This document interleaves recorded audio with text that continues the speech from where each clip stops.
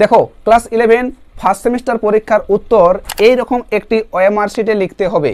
কিন্তু আগের বছরগুলোতে ক্লাস 11-এর পরীক্ষা দেওয়ার সময় এই রকম একটা সাদা পেজে উত্তর লিখতে হতো, কিন্তু বোর্ডের নতুন নিয়ম অনুযায়ী এবছর থেকে ক্লাস 11 ফার্স্ট সেমিস্টার পরীক্ষার এমসিকিউ প্রশ্নের উপর হবে এবং এই এমসিকিউ প্রশ্নের উত্তরগুলো তোমাদেরকে এই ওএমআর শিটে ফিল আপ করতে হবে। আমি আজকের এই ভিডিওতে কিভাবে এই ওএমআর শিটটা ফিল আপ করবে এবং ওএমআর শিট ফিল আপ করার নিয়ম কী সমস্ত কিছু ডিটেলস জানাবো। তার আগে চ্যানেলটাকে সাবস্ক্রাইব করে পাশের বেল আইকনটা প্রেস করতে হবে। দেখো ওএমআর শিট ফিল আপ করার আগে তোমাদেরকে এই নিয়ম জানতে হবে। নিয়ম কি? 1 নম্বর দেখো, কালো বা নীল কলম ব্যবহার করবেন, অর্থাৎ তুমি ওএমআর শিটে কালো কলম অথবা নীল কলম ব্যবহার করতে পারবে, অন্য কোনো জেল কালির কলম ব্যবহার করতে পারবে না। বিশেষ করে কালো কলম ব্যবহার করলেই ভালো। এরপর রয়েছে গোল দাগগুলোতে ঠিক চিহ্ন বা ক্রস চিহ্ন দেবেন না। যখন তোমরা উত্তর লিখবে তখন ওই গোল দাগগুলোতে কখনো তুমি রাইট চিহ্ন বা ক্রস চিহ্ন দেবেন না, তোমাকে সেই গোল দাগগুলোতে গোল দিয়ে ভরাট করতে হবে। এরপর 3 নম্বরে রয়েছে দেখো, ওএমআর শিট এ পেন্সিল ব্যবহার করবেন না এবং ভরাট ত্রুটিগুলি সংশোধন করতে হোয়াইটনার ব্যবহার করবেন না। তুমি কখনোই ওএমআর শিটে পেন্সিল ব্যবহার করতে পারবে না এবং যদি কোনো কারণবশত ভুল হয়ে যায় তাহলে তুমি সেখানে হোয়াইটনার ব্যবহার করতে পারবে না। এরপর রয়েছে 4 নম্বর পয়েন্ট দেখো, একাধিক অপশানে দাগ দেওয়া যাবে না। তুমি যদি একটা প্রশ্ন করেছো, করার পর তুমি একটাতে দাগ দিয়েছো, এরপর তুমি সেটাকে কেটে অন্য কোনো অপশানে দাগ দিতে পারবে না, তাই বলেছে একাধিক অপশান ব্যবহার করতে পারবে না। 5 নম্বর দেখো, ওএমআর শিট ভাঁজ করবেন না। এই ওএমআর শিটটাকে মনে করো এটা আমার ওএমআর শিট, আমি তোমাদের দেখাচ্ছি, তাহলে এই ওএমআর শিটটাকে কখনো তুমি এরকম ভাঁজ করবেন না, এটাকে তোমাকে সোজা অবস্থায় রাখতে হবে। এরপর রয়েছে দেখো, ওএমআর শিট এ অন্য কোথাও দাগ দেবেন না। যেগুলোতে অপশন রয়েছে সেই অপশন ছাড়া বাইরে কোথাও আলাদা জায়গা করে কোথাও দাগ দেবেন না। এরপর দেখো এই ওএমআর শিটটা কীভাবে ফিল আপ করবে। তার আগে দেখো, মনে করো একটা ছাত্রীর নাম রূপালী মাহাতো। এই মেয়েটা ক্লাস 11 ফার্স্ট সেমিস্টার পরীক্ষায় পড়াশোনা করে এবং ফার্স্ট সেমিস্টার পরীক্ষা দেবে এবং এর রোল নম্বর হচ্ছে কত? 18 আর সেকশন হচ্ছে এ সেকশন, রোল নম্বর 18, নাম রূপালী মাহাতো এবং এই মেয়েটা ফার্স্ট সেমিস্টার পরীক্ষা দেবে। তাহলে এই মেয়েটা এখন এই ওএমআর শিটটাকে কীভাবে ফিল আপ করবে এখন সেটা দেখো। এটা একটা ওএমআর শিট, তোমাদের এইখানটায় লেখা রয়েছে West Bengal Council of Higher Secondary Education. দেখো তোমাদের বোর্ড কিন্তু এখনও তাদের ওয়েবসাইটে কোনো রকম ওএমআর শিট আপলোড করেনি। এই ওএমআর শিটটা একটা অন্য স্কুলের অন্য বোর্ডের ওএমআর শিট। তোমাদেরকে শুধুমাত্র নিয়মটা আমি দেখিয়ে দিচ্ছি যে কিভাবে ফিল আপ করতে হয় ওএমআর শিট, শুধুমাত্র ডেমো হিসেবে আমি তোমাদের দেখাচ্ছি। তোমাদের বোর্ড যখন ওএমআর শিট আপলোড করবে তখন আমি আবার একটা ভিডিও বানিয়ে সেই ওএমআর শিটটা কীভাবে ফিল আপ করতে হয় সেটাও আমি তোমাদের দেখিয়ে দেবো। তারপর লেখা রয়েছে ক্লাস 11 ফার্স্ট সেমিস্টার পরীক্ষা 2024। এই নিয়মগুলো আমি তোমাদের বলে দিলাম। এরপর দেখো এখানটায় কী লেখা আছে, দেখো নেম অফ দ্য এক্সামিনেশন, পরীক্ষার নাম কি। তোমাদের এই জায়গায় পরীক্ষার নামটা পরিষ্কার দেওয়া থাকবে। আমি লিখে দিচ্ছি ক্লাস 11, পরিষ্কার করে লিখতে হবে CLASS ক্লাস 11, কমা দেবেন ফার্স্ট সেমিস্টার SAMASTER। এরপর তুমি যে পরীক্ষা দিছো সেই পরীক্ষার সাবজেক্টের নামটা লিখতে হবে। ধরো তুমি বাংলা পরীক্ষা দিছো, তাহলে কি তোমাকে লিখতে হবে বেঙ্গলি BENGALI। ইতিহাস পরীক্ষা দিলে হিস্ট্রি লিখতে হবে।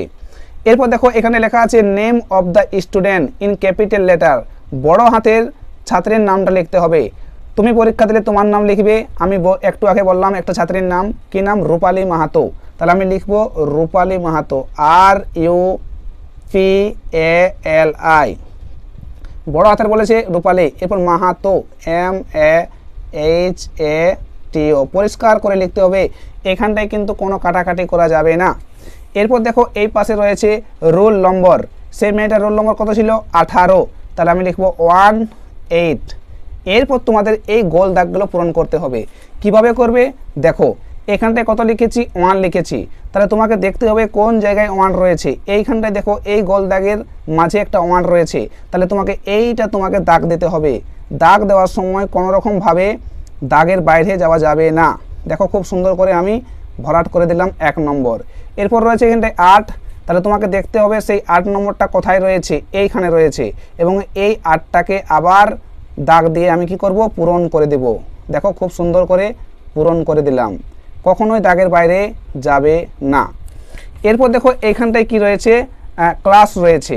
তুমি কোন ক্লাসে পড়ছো? ক্লাস 11-এ পড়ছো, তুমি 11 এইখানটায় লিখতে হবে। অনেক পরীক্ষায় ডিভিশন বা সেকশন থাকে, এ সেকশন বি সেকশন থাকে। যদি তোমাদের ক্লাসে এ সেকশন বি সেকশন থাকে তাহলে তুমি লিখবে, যদি না থাকে তাহলে কিন্তু লিখবে না।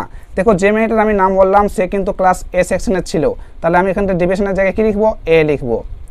এরপর তোমাদের প্রশ্নটা দেওয়া হবে সেই প্রশ্নের এবং এমসিকিউ প্রশ্নের উত্তরগুলো এই জায়গায় তোমাদের ফিল আপ করতে হবে। কিভাবে ফিল আপ করবে আমি তোমাদের সব কিছু দেখাচ্ছি। দেখো আমার কাছে একটা প্রশ্ন রয়েছে, দেখো এটা হচ্ছে বাংলা প্রশ্নপত্র 40 নম্বরের এমসিকিউ। দেখো 1 নম্বর প্রশ্নটা পড়ার পর যখন তোমার মনে হবে যে খ অপশন সঠিক উত্তর, তাহলে 1-এর দাগের খ। এরপর তোমাকে দেখতে হবে যে ওএমআর শিটে কোথায় কি রয়েছে। দেখো 1-এর দাগে এ বি সি ডি রয়েছে, তাহলে খ বলতে এখানে বি, অর্থাৎ 1-এর দাগের বি সঠিক উত্তর। তাহলে তোমাকে সেই বিটা সম্পূর্ণরূপে দাগ দিয়ে ভরাট করতে হবে, ঠিক যেরকমভাবে আমি করছি। তারপর আবার তোমাকে যে প্রশ্নটা পরীক্ষায় দেওয়া হবে সেই প্রশ্নটা তুমি আবার পড়বে 2-এর দাগেরটা। 2-এর দাগের প্রশ্নটা পড়ার পর তোমার 4টা অপশানের মধ্যে যেটা ঠিক হবে এখানে অপশান খ সঠিক উত্তর। তাহলে 2-এর দাগের খ সঠিক উত্তর বলতে 2-এর দাগের বি হবে সঠিক উত্তর। তাহলে বিটা আমাকে পূরণ করতে হবে। দাগ দেওয়ার সময় কখনোই যেন দাগের বাইরে না যায়, এটা আমাদের ধ্যান রাখতে হবে। এরপর আবার সেই তুমি প্রশ্নপত্রটা পড়বে 3-এর দাগে দেখো সঠিক উত্তর হয়েছে অপশান ক, তাহলে তোমাকে সেই অপশান ক বলতে এ, 3-এর দাগের এ অপশানটা ফিল আপ করতে হবে। এরকমভাবে খুব সুন্দর করে সমস্ত প্রশ্নগুলো তোমাকে ফিল আপ করতে হবে, তাহলে তোমার কোনো ভুল হবে না।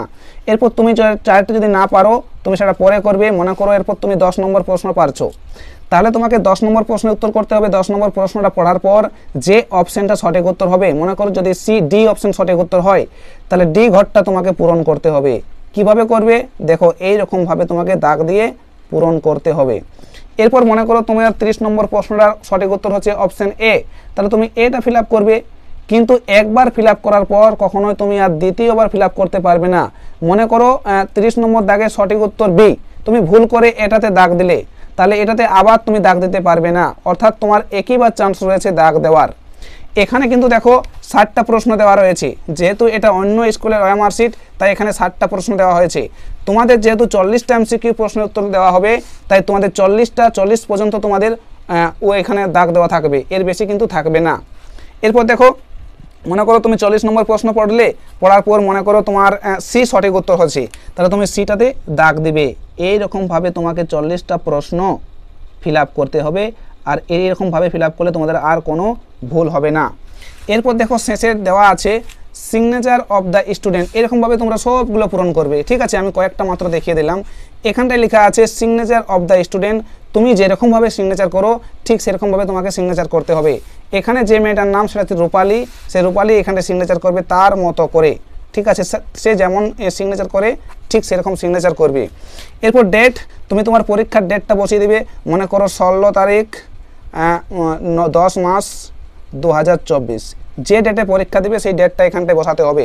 এবং এই টোটালের জায়গায় তুমি কিন্তু কোনো বসাবে না, কারণ যে শিক্ষক এই অ্যান্সার শিটটা দেখবে সে সব তুমি কত নম্বর পেয়েছো, সেই কত নম্বর তুমি মনে করো 40 নম্বরের মধ্যে 30 নম্বর পেয়েছো, তাহলে সেই শিক্ষক তোমাকে এইখানটায় 30 বসাবে, তুমি কিন্তু এইখানটায় কোনো কিছু করবে না।